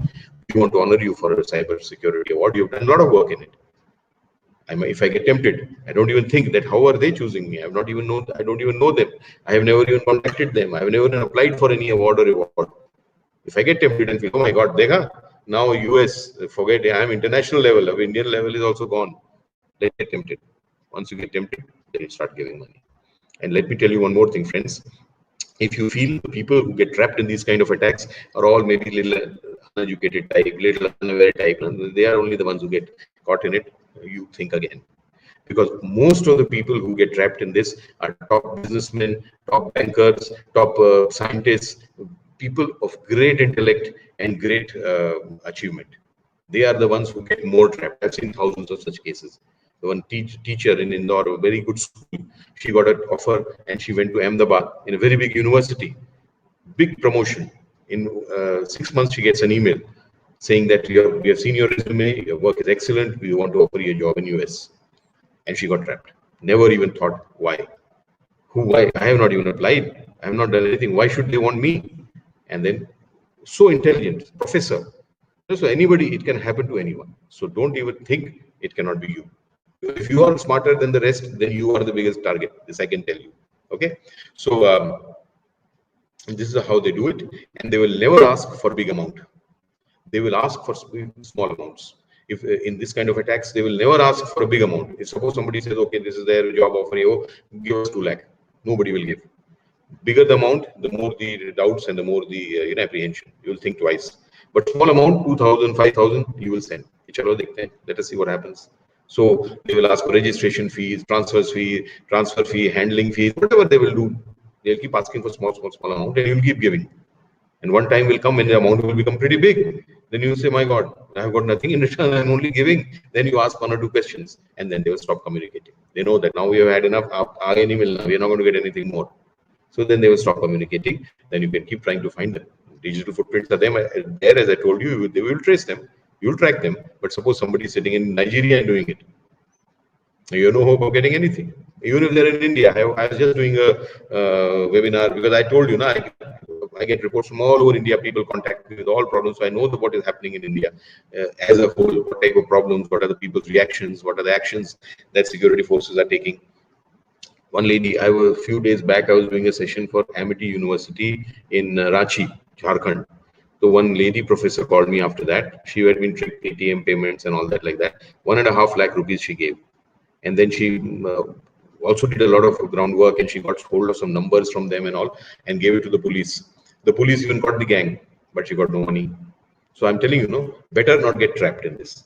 You might never get those criminals because international borders, even if you get them, to get the money is a big challenge always. So the best remedy then is you never get trapped in this. So they will keep telling you in name of job, in name of lottery, an award, reward, invitation to events, relationship, whatever they can do by phishing.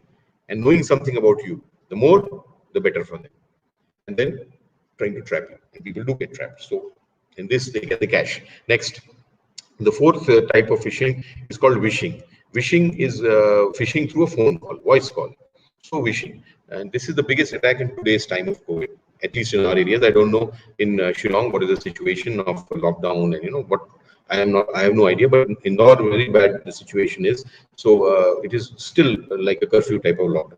So a big attack, phone call, because again we believe what we hear immediately. People are under great stress because of the threat and all that of this sickness. They are under great scarcity. Many things are not available, even vegetables, even milk. It's a big struggle.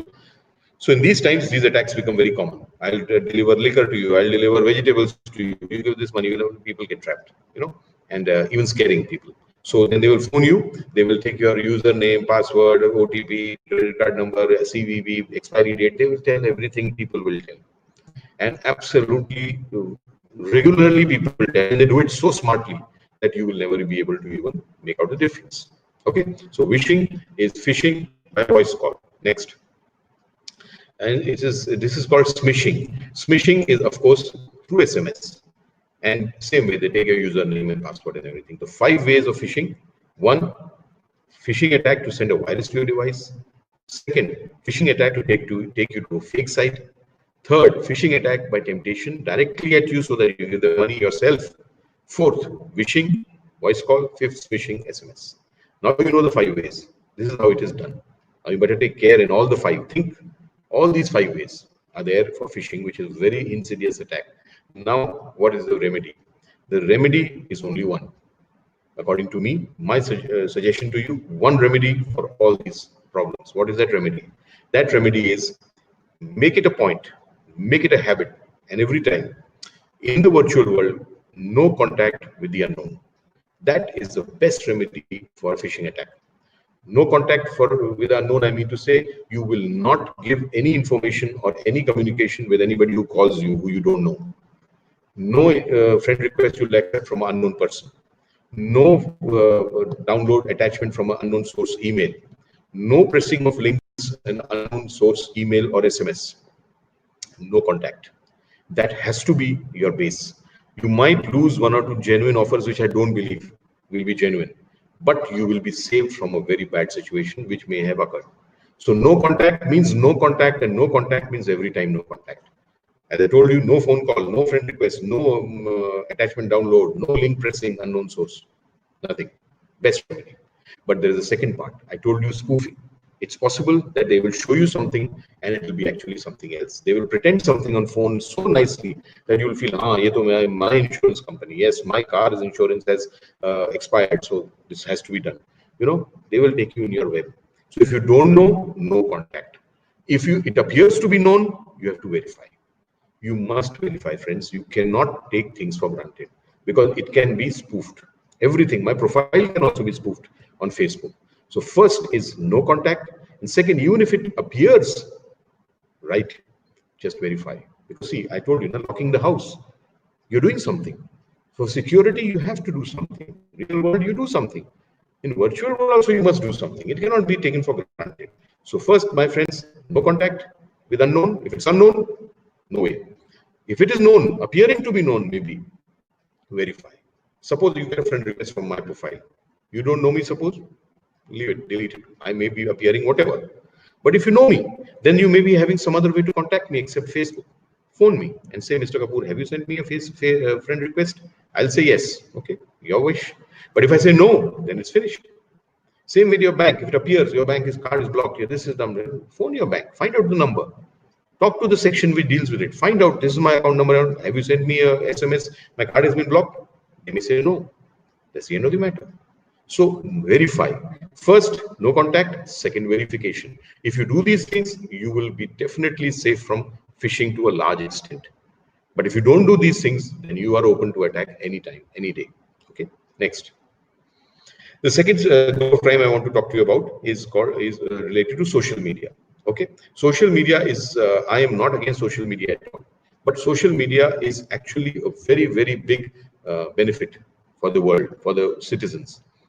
It has brought about tremendous change. And change, I believe, is the basis of all improvement in life, all development in our world. Yes, it is change, brought by technology, brought by whatever, brought by social media, brought by gadgets. Social media is also a very big engine for change. And that change is the basis of our development and improvement. No doubt, I believe it totally. It's a very big engine, correct? You exchange ideas so fast. When you exchange ideas, new ideas come out of it.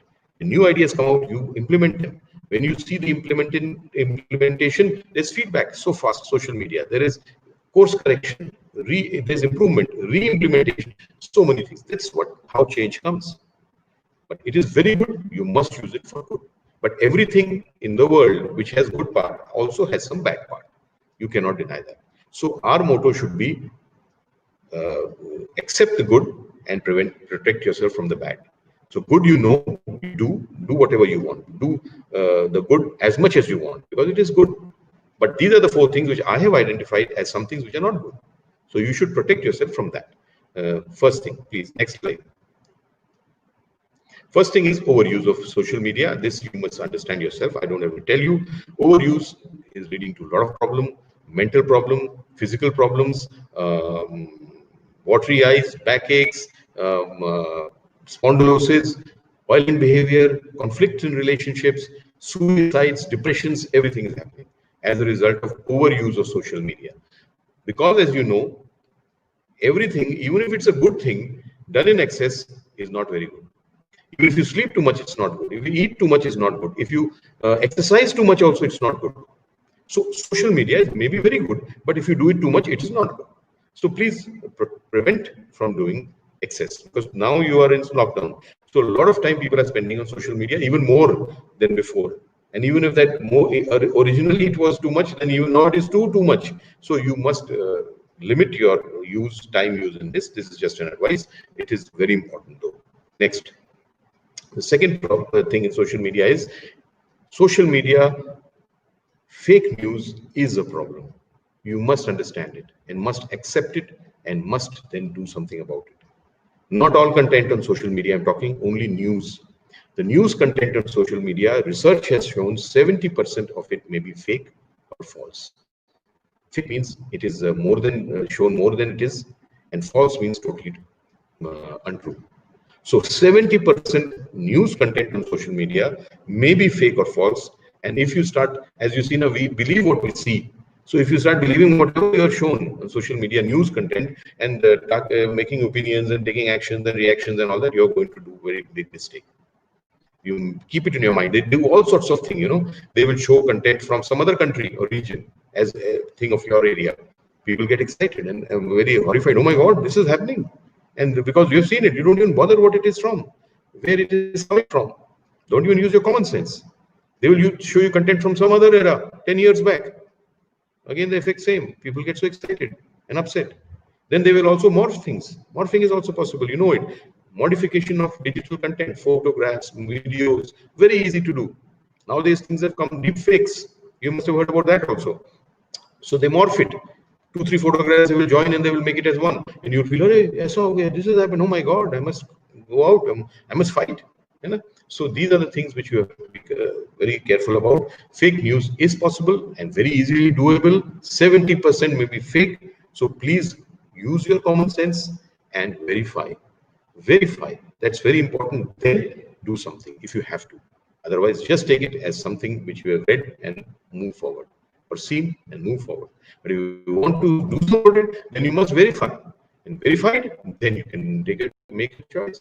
But unverified and you do it, you're going to make a horrible mistake. This I'm telling you from today. Next.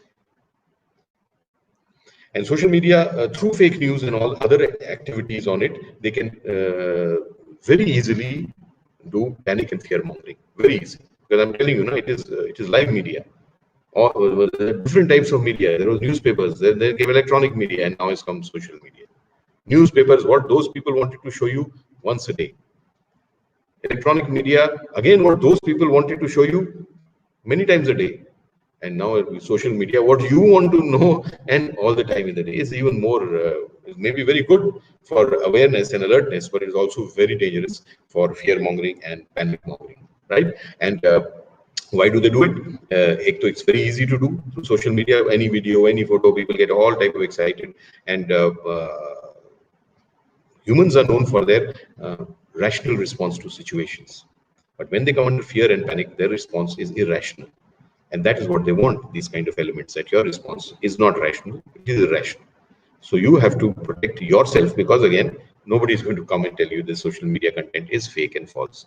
You have to keep it in your mind, and then you have to verify and not come into this kind of mode. Then you will be a responsible citizen and a decent human being. Next. And last part of social media is the precautions. Please, if you ever feel that you should yourself misuse social media to do something, don't even think. Because if, as I said, it is against the law, then your footprints will ensure that you get punished if there is a report. So if you want to do that, you want to go to jail. If you want to have a criminal action against you, you are welcome. But I think nobody wants that. So don't even think of misusing social media, because you will be doing great disservice, as I said, to your society, to your country, and maximum disservice to yourself. You be sure of that. If you're doing something on social media which is against the law or which is wrong, and you feel it is a great thing to do, then be sure it is ultimately going to harm you the most. So these are the 4 things which I want to tell you about social media. No overuse, no misuse. Believe and understand it has fake content, fake news. You must verify, and then never come into this mode of panic and fear. You will be then using social media in a responsible and beneficial manner. Next. The last part I want to talk to you about is monitoring of children. This is a very big space for crime on all types of people, right? Wait. So children are very vulnerable because nobody can protect them except you yourself. You may be parents, you may be teachers, you may be whatever. Youth are also there. Many students may be listening to this also. They are also very vulnerable. See, these cyber criminals have got tailor-made crimes. They have got for children, they've got for youth, they've got for elderly, they've got for professionals, they've got for businessmen, they've got for housewives, they've got for everyone. These many wings which I've talked about can do many things to protect themselves. Awareness is the key, as I said. But children, you have to protect. Youth, maybe the parents don't have to monitor so much, but they have to protect themselves. You must remember, it is not that easy. Again, it's the world in which you cannot see the crimes and the threats. So you have to know what the threats are, and then you have to do something about them. But children, you have to monitor. Many of you may be parents, and teachers, definitely you are, and professors. So you have to monitor your children, monitor your youth who are with you, and protect and prevent. Also, that is also part of your job. I always say that parenting in the real world, your big contribution to your children is one, that you give them many things. You provide for them, best education, best whatever you can give. Provision. Second, monitoring. Monitoring in the real world, you do all the time as a parent. Just think, even as a professor, as a teacher, but as a parent, definitely. When they sleep, when they get up, who they eat, what they meet, who they meet, what they eat, how much they study. We are doing everything the whole day, monitoring them, and that's big benefit for them. They may not see it now, but it is big benefit for them. So monitoring and providing, they're two big things of parenting and for teaching maybe also.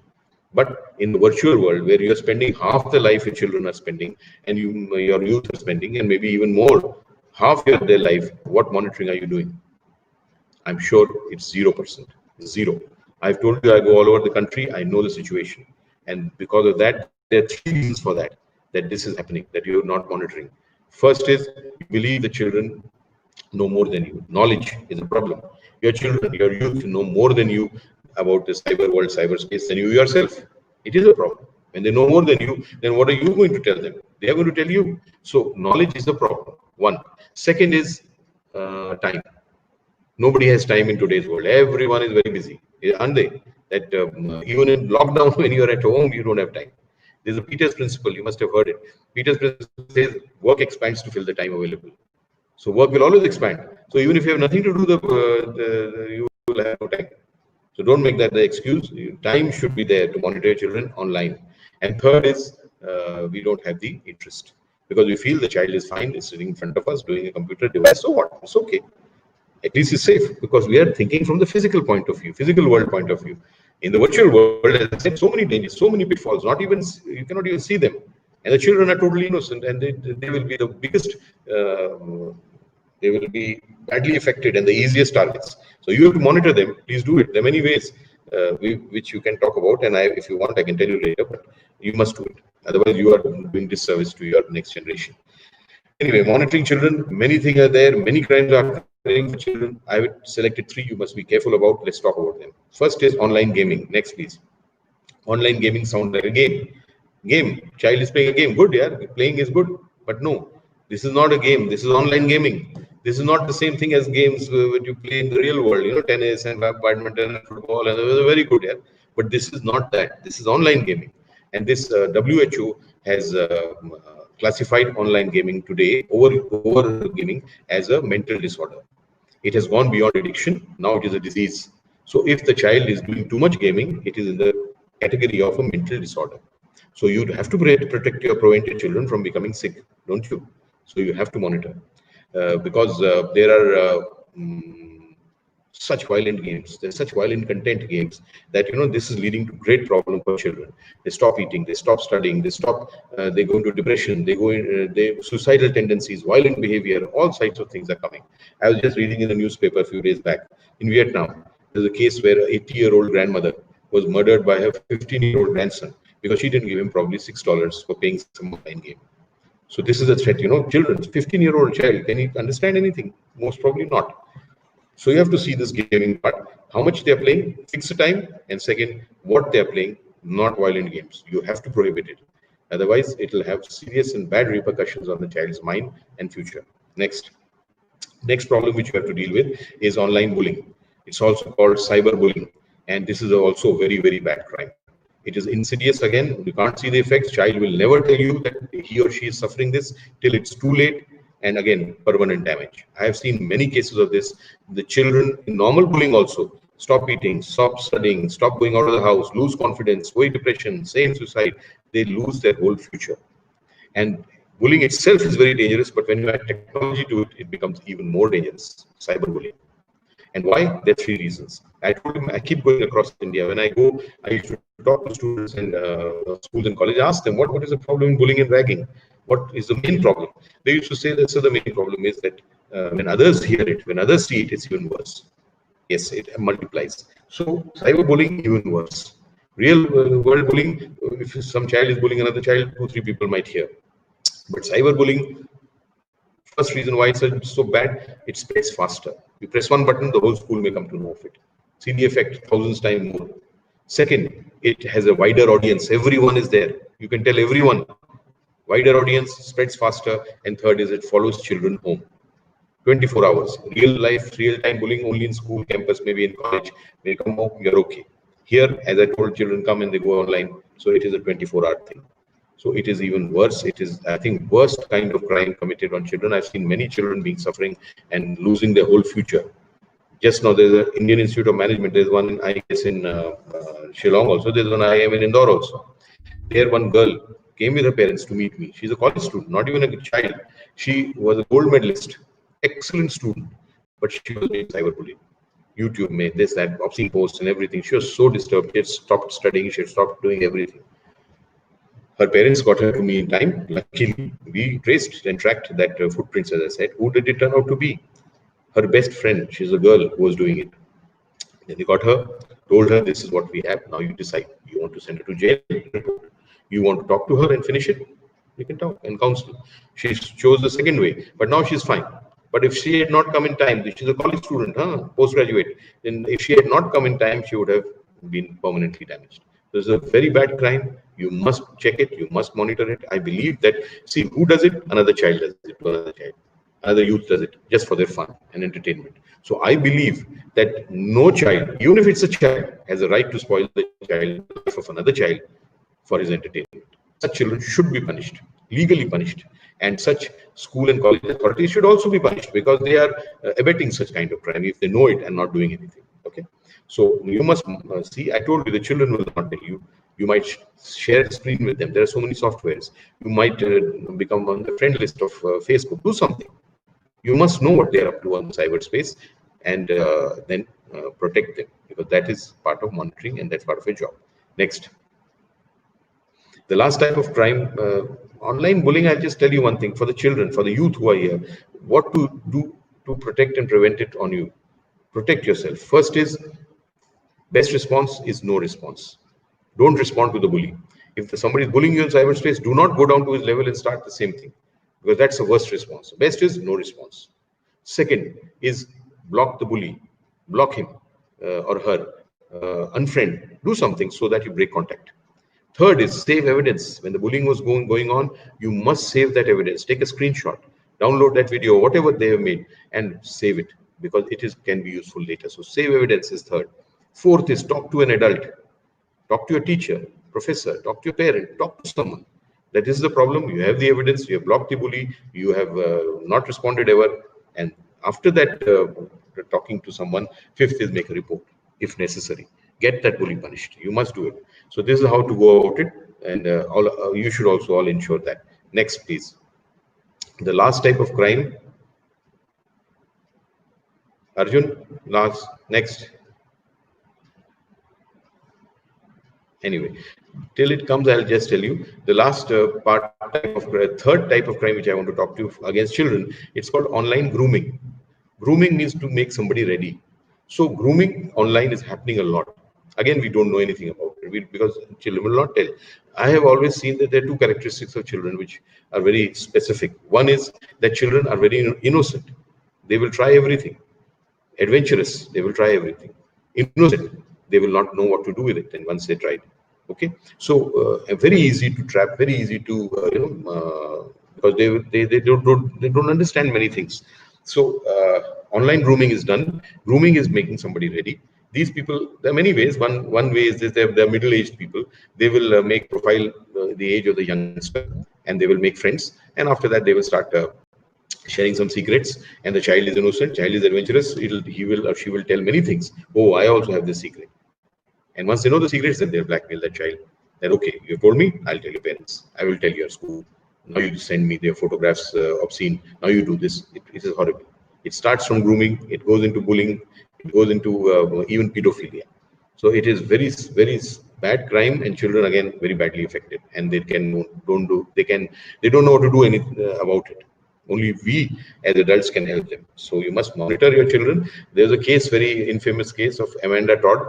She was a 15-year-old girl from Canada, and she was groomed, and then she was being bullied by some. She committed suicide, and then before she committed suicide, she posted a YouTube video of some showing flashcards and what she went through to end up killing herself. Very sad. That man was, of course, caught. He was from Holland, and he was doing it with so many children, and it was really bad. So who can protect them? You can protect them. So this is what I wanted to say about the crime part. Is there, Arjun? Are you there?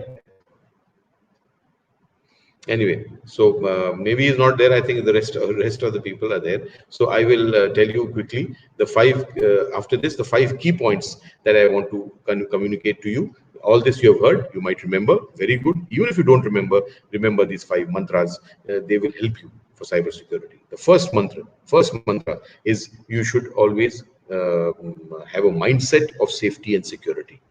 In the virtual world, I told you, you cannot see dangers, you cannot see crime, but they are there. And they're even worse because you can't see them. But so you have to have a mindset that you have to remain secure. Don't believe that it's just fun and games. Have that mindset, and a mindset that this is a different world. This is not the real world. And then proceed, you will be safer. Second mantra, avoid greed, avoid shortcuts. Most of the cybercrime which occurs, which are financial nature, they play on humans' feeling for greed. You make money sitting at home. You get a lottery job sitting at home. You make a relation sitting at home. These things don't happen. Make that the motto that I will work for whatever I get, and then you'll be safer. Don't have that feeling of greed. They will find new ways to tempt you, but don't get into that, because it's all an illusion. And if you get into it, you will be harming yourself very badly. Maybe your money is the least. Reputations and lives and so many things are damaged. You must be very careful. And avoid shortcuts. I told you, avoid shortcuts mean don't press any link, go somewhere. Technology has given us a lot of comfort. I told you, no, press any link and go. Why do you have to do that? If you have to go to SBI, suppose you get a link of SBI bank that you go there and do this. Why do you have to press that? Why can't you open a new tab, write www.sbionline.com, and you will reach the SBI actual site, not a fake site. So don't take shortcuts. Follow the right path. Next, yes, wait. Follow the right path, the long path. Then you will be reaching the right destination. Otherwise, you may be making a mistake. Next, the third is think before you act. Third point, please. Third point is think before you act. That means just think what you're posting, sharing, liking, forwarding. Just think. I told you all that before. If you think for 5 seconds or 2 seconds, maybe you won't make a mistake. I say that if you think and take a decision, it most probably is right. If you take a decision in a hurry, most probably it's wrong. So think before you act. You may not make the mistake. Okay, next. The fourth is have full knowledge. Have full knowledge means it's a world of information. Information is the biggest power for everything.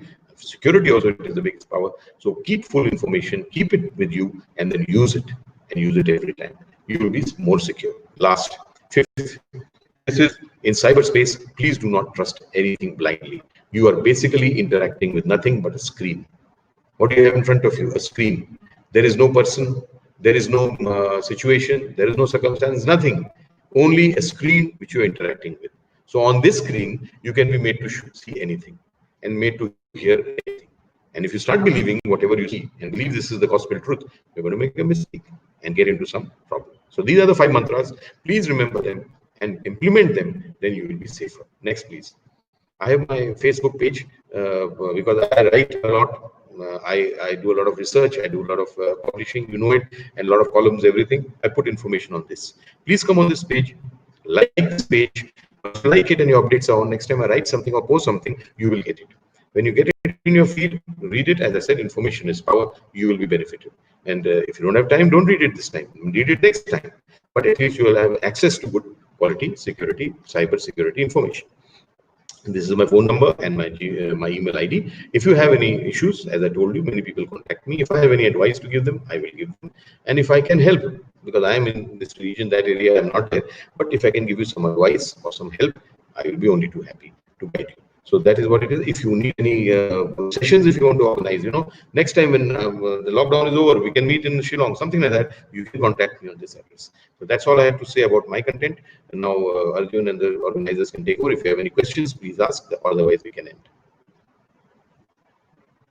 Thank you so much. Hello, sir. Yeah. I have some questions here which were posted on the comment section. Yeah. The first question comes from Kostov. The question goes, sir, recently Arogya Setu app was hacked by an ethical hacker within 4 to 5 hours. So how can we be sure that our information with the government or systems will be kept safe? This is what I was saying from the beginning. And I said it very clearly. Don't bother what the other people are doing. They are collecting your information on for some purpose. Arogya Setu app also collects information for a purpose. So they are collecting your information for a purpose. They will secure your information as best as they can. You can do nothing about it. Okay. So, but you must concentrate on what you are doing. I only concentrate my efforts on your personal security, which you can do yourself. So please do what you can. And what Arogya Setu app and Aadhaar card database and all that, they are there for a purpose, and they are doing the best systems available. There may be some breach, but that breach will be also plugged and it will be solved. So, but don't bother about that much. Bother about what you are doing, because you are the source of maximum information. I'm telling you that the maximum information, if you are going to be subject to cybercrime, is going to come from you. So try to do something about that.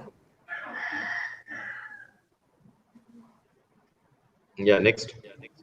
Okay, the next question comes from Batray. He asked if, let's say there are 3 users, user 1, user 2, and user 3. Users 1 sends one file to user 2. User 2 forwards that file to user 3. Is it possible for user 3 to know the first user who sent the file? From which, what are you talking about? WhatsApp? He didn't specify, sir. That has to be clarified, no? If it's WhatsApp, then you obviously cannot know who has forwarded the file to you. You can only know that. But who has forwarded the file to that second person, who sends it to the third person, that you cannot know at that point of time. Okay, here's another question from Audrey. The question is, are we vulnerable to third-party applications hosted on our networks? Your voice is getting cut. What did you say? I didn't get it. What is? The question is, are we vulnerable to the third-party application hosted on our networks? Everything, see, nothing can guarantee security 100%. Third-party applications means you download that app, right? So when you download that app, you always sign a contract, and that contract may be terms of service.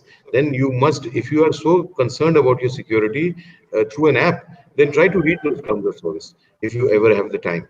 And then if it is very necessary that you must have it, then you use it, because there is no app in the digital world which can be downloaded without signing the contract. That I agree.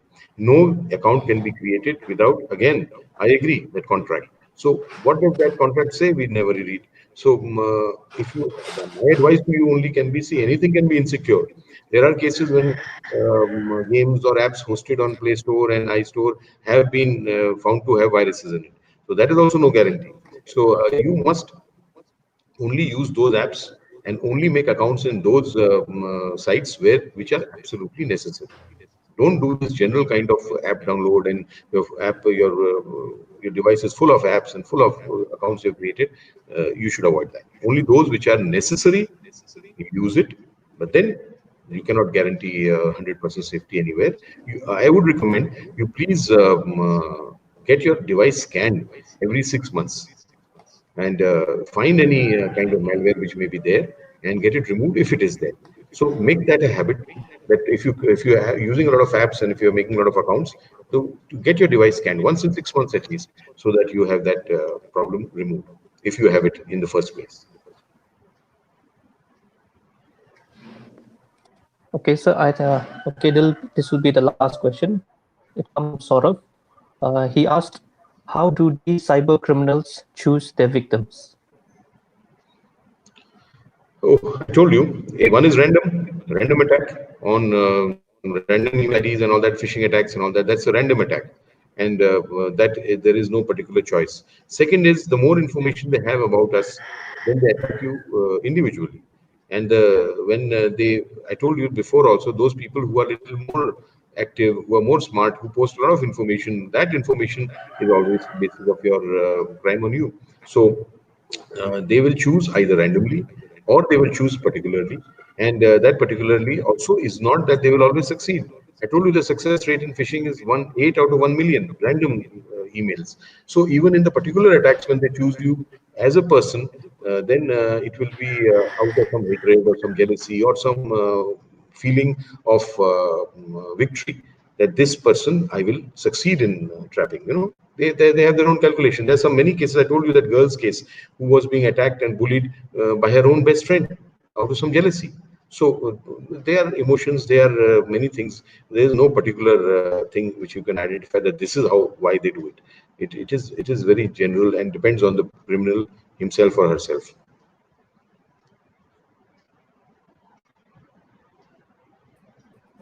Yeah. Okay, thank you, sir. Thank you. Okay, now that we have come to the end of the session, a very good afternoon to everyone. On behalf of the Department of Computer Science and Applications, Geelong College, I would like to express my sincere gratitude to Dr. Varun Kapoor for sparing your time in spite of your busy schedule to educate us on a very important aspect at such a time as this. Sir, you have opened our eyes, especially in this day and age where the internet has become a part and parcel of our lives. Thank you very much, sir. I would also like to thank Sir Arjun Chetri, whose continuous support, advice, and coordination has eventually led to this event taking place successfully. Our thanks also goes to our respected principal, Dr. Malai Dev, for permitting us to organize this webinar. I would also like to thank the organizing team, especially our head of the department, Mrs. Ayamitri, for taking the initiative, and all my colleagues who have contributed in many ways towards making this webinar a success. Finally, this webinar would not have served its purpose without the viewers participating by watching it live on YouTube.